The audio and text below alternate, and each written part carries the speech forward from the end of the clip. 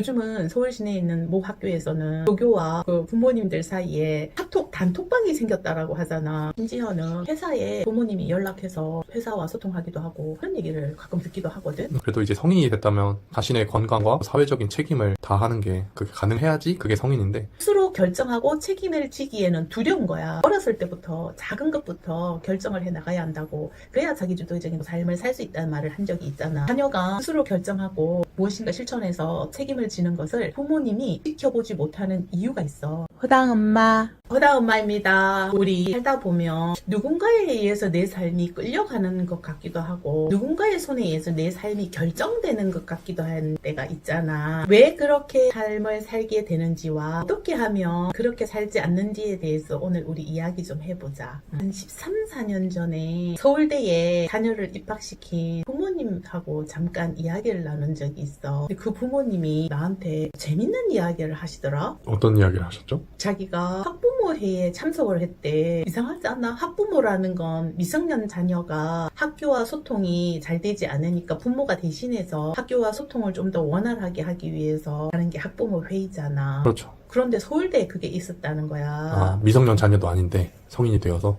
그리고 실제로 거기에 참석을 했었다는 거야. 그래서 내가 조금 이상해서 그래? 근데 무슨 얘기를 나눴어요? 그랬더니 그분이 웃으면서 이제 자기도 참석해놓고는 좀 웃음이 났던 거지. 아이가 식권을 사서 매일매일 밥을 먹기가 어려우니까 고등학교처럼 학교에서 한 달치 급식비를 받고 부모의 통장에서 자동이체가 되게 할 수 있겠냐고 하더라는 거야. 그러면서 자기 자녀는 공부에 매진하느라고 그런 걸 스스로 해본 적이 없어서 자기가 늘 해줬다면서 그 얘기를 하더라는 거야. 그 어머니는 그게 이상하지 않았는데 그때 당시에 옆에 있던 부모님들은 너무 이상해서 정말 의아해하고 있었는데 학교 관계자가 그거는 곤란하다. 뭐 아이들 취향도 있고 또 하루 3끼 먹는 애도 있고 하루 1끼 먹는 애도 있고 그러면서 그 정도는 부모님께서 교육을 하셔서 스스로 할 수 있게 해라 이러는데 그분도 약간 멋쩍어하는 표정을 지으며 그런 얘기를 했다는 거야. 그리고는 세월이 한참 지났다? 요즘은 서울 시내에 있는 모 학교에서는 조교와 그리고 그 부모님들 사이에 카톡 단톡방이 생겼다라고 하잖아. 네. 과제나 여러 가지 얘기도 하지만 그 자녀가 결석을 하게 되는 이유와 그리고 또 결석을 하게 된다는 걸 그 어머니가 그 조교에게 전달한다라고 하거든.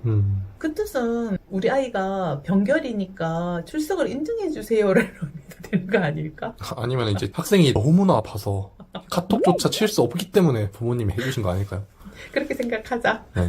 어쨌거나 이런 것에 대해서 얘기를 들으면서 난 조금 염려도 되고 안타깝기도 하고 감정이 되게 좀 미묘하거든. 네, 근데 사실 이게 웃으면서 하는 얘기이긴 하지만 그래도 이제 성인이 됐다면 자신의 건강과 사회적인 책임을 다하는 게 그게 가능해야지 그게 성인인데, 대학생인 성인도 그게 아직은 좀 안 되는 경우도 있다는 게 조금 아쉬운 현실인 것 같아요. 심지어는 회사에 부모님이 연락해서 회사와 소통하기도 하고 우리 아이가 그 부서하고 잘 맞지 않는 것 같다. 부서 이동을 해달라. 이런 얘기를 가끔 듣기도 하거든. 네, 그거는 이제 많지는 않겠지만 그치. 극히 일부일 거야. 그런 얘기가 없지는 않다는 게 조금 놀라운 것 같아요, 저는. 그러면 스스로 계획하고 결정하고 그리고 책임을 지고 다시 평가해서 새로운 계획을 세우는 게 몇 살부터 가능한가라는 질문을 해볼 필요는 있는 것 같아.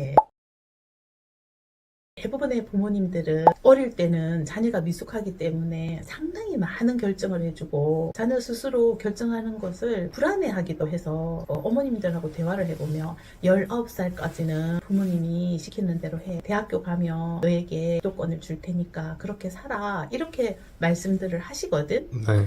그런데 19살까지 안 되던 게 갑자기 20살에 될까?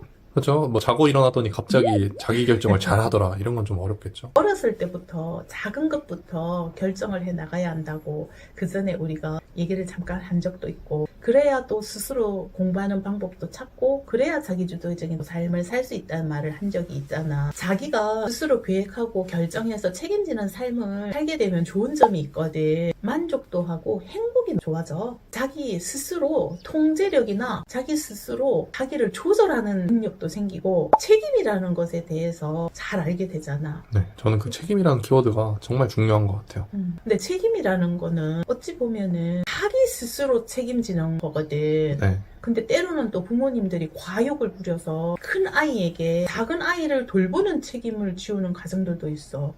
첫째가 둘째를 챙기라고. 그렇지, 챙기라고. 근데 이거는 좀 아닌 거고, 19살까지는 스스로 책임지는 거라는 것을 한계는 좀 지어줄 필요는 있는 것 같아.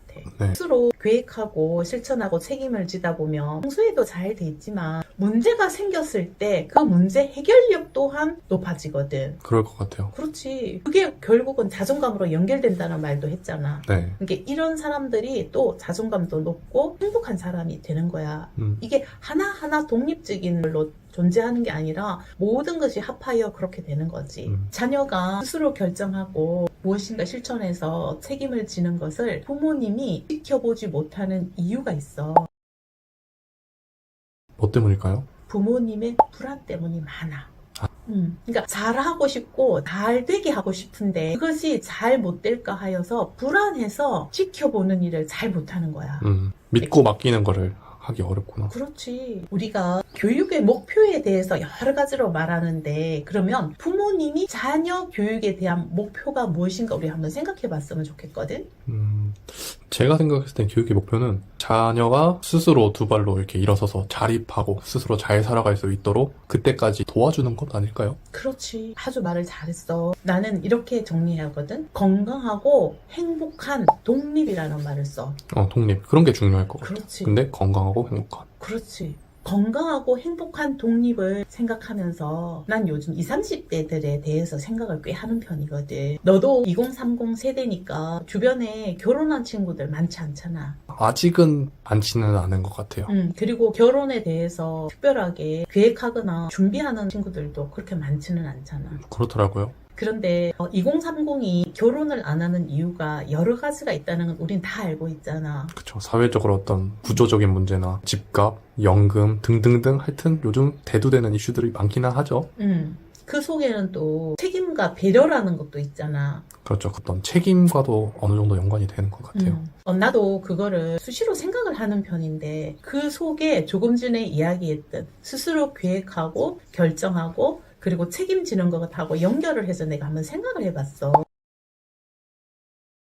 19살까지 스스로 결정하고 책임지고 못했던 사람이 20살에 갑자기 그걸 할 수 없듯이 지금까지 다른 것에 대해서 하지 못했던 사람이 결혼에 대해서 스스로 생각하고 결정할 수는 없는 거거든. 그런데 과거에 부모님이 결정을 해줬던 그 기억들이 행복하고 아주 좋았던 기억들이 많다면 부모님이 결혼을 하라고 권유했을 때 따랐겠지. 네. 그런데 그런 행복하고 좋았던 기억들이 그렇게 많지 않는 거야. 스스로 결정하고 책임을 지기에는 두려운 거야. 그런 마음은 조금 저도 이해가 되는 것 같아요. 내가 그 결혼이라는 거는 한 배우자를 선택해서 그 배우자와 내 인생을 끝까지 이제 같이 가는 과정인데 내가 한 선택들은 대부분 책임을 진다면 뭐 주로 한 1년 내로 끝나거나 아니면 길어야 뭐 한 3년 안에 끝나지만 이 결혼에 대한 선택에 대한 책임은 죽을 때까지 가는 거기 때문에 그런 선택을 안 해봐서 좀 더 두려운 것도 있을 것 같아요. 만약에 작은 결정들을 해서 책임을 짓던 게 쌓이고 쌓여서 많이 쌓인다면 큰 결정과 책임도 아마 나는 잘 해낼 거야 라는 기대를 가지고 자기 결정에 확신이 있거든.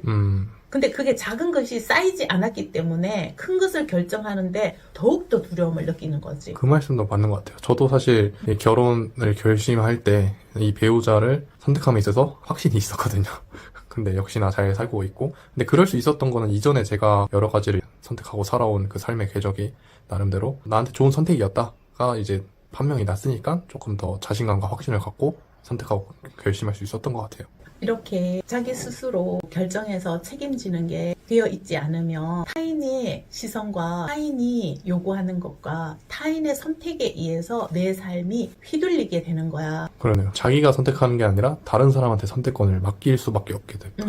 왜냐면 내가 뭐 원하는지 어떻게 해야 되는지를 알기도 어렵고 그리고 그것을 선택하지 못하는 동안 선택이 되어버리는 경우도 꽤나 많거든. 그러네요. 그렇지. 그래서 이거는 우리가 한번 깊이 생각해 봐야 할 문제라는 거야. 그리고 또 하나, 이렇게 삶을 결정해준 그 부모님이 행복했냐를 우리가 또 한번 생각해 봐야 해. 자녀에게 이렇게 살아, 이렇게 살아야지 성공하고, 이렇게 살아야 행복한 거야 라고 말해준 그 부모님이 그 결정을 해주면서 행복했냐라고 생각해 보면, 나를 열심히 교육했던 그 부모님의 얼굴에서 우리는 행복함을 찾지 못했을 수도 있고, 부모님의 뜻대로 살아온 자기도 그렇게 행복하지 않았기 때문에 또다시 반복되는 게 싫어서 2030 세대가 자녀를 낳는 것도 두려워하고 피하는 거 아닌가 하는 것도 연결해서 생각해 본 적이 있는 거지. 이게 만약에 부모가 자녀의 선택을 해줬을 때 그 부모도 행복하고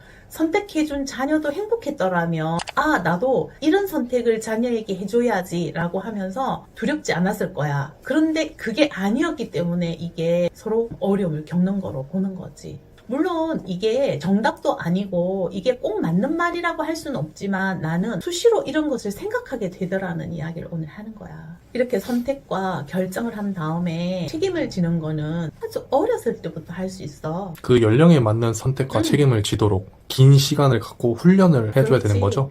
연습을 해야 되는 거야. 상담실에 오는 아이들에게 도착하면 하는 첫 질문이 있어. 뭘까요?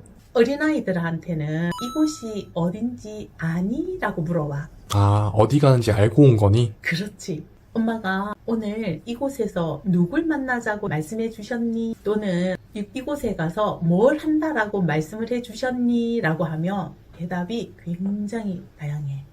어떤 아이는 듣고 왔다고 하고, 어떤 아이는 그냥 어떤 선생님을 만나자고 얘기했다 하고, 어떤 아이는 엄마가 자세하게 잘 말씀을 해주셨는데 잊어버렸어요 라고도 해. 그런데 많은 아이들이 아무 말을 하지 않고 엄마를 쳐다보고 있다. 아, 여기 가자 한 거는 엄마니까 엄마가 대답해보세요, 뭐 이런 건가? 그런 것도 되고, 자기가 대답을 잘 못할까봐 엄마를 쳐다보고 좋은 대답을 대신 해주세요 이런 뜻도 돼. 그런 것 같아요. 특히나 좀 어린애일수록 좀 그런 경우가 많은 것 같긴 한데, 초등학생, 중학생이 됐는데도 그러면은 초등학교 고학년 중에서 그런 아이들 꽤 있어. 그렇구나. 그러면 엄마가 멋쩍어 하면서 대답을 대신 해주시거든? 네. 그러면 내가 얘기하지, 어머니께. 어머님, 지금부터 저는 누구와 둘이 이야기를 하고 어머니께서는 옆에서 지켜보고 계시면 되고, 제가 어머니께 어머니 말씀해 주세요 라고 하면 어머니께서 그때 말씀을 해주시면 됩니다 라고 하지. 그래서 앞에 지켜보는 시간을 가지는 거야. 그러면 대충 어떻게 상담을 이끌어 가야지 라는 생각을 하게 되지. 그리고 또 자기 주도적이냐 아니냐도 대충 짐작이 가능해. 호당 엄마, 오늘은 자기 인생의 주인으로 살아갈 수 있는 것에 대해서 우리가 이야기를 했어. 우리는 얼마나 우리 스스로 주인이 되어서 우리의 삶을 살아가고 있는지에 대해서 생각해보는 시간이 되었으면 좋겠습니다. 이 영상이 도움이 되셨다면 구독, 좋아요 눌러주세요.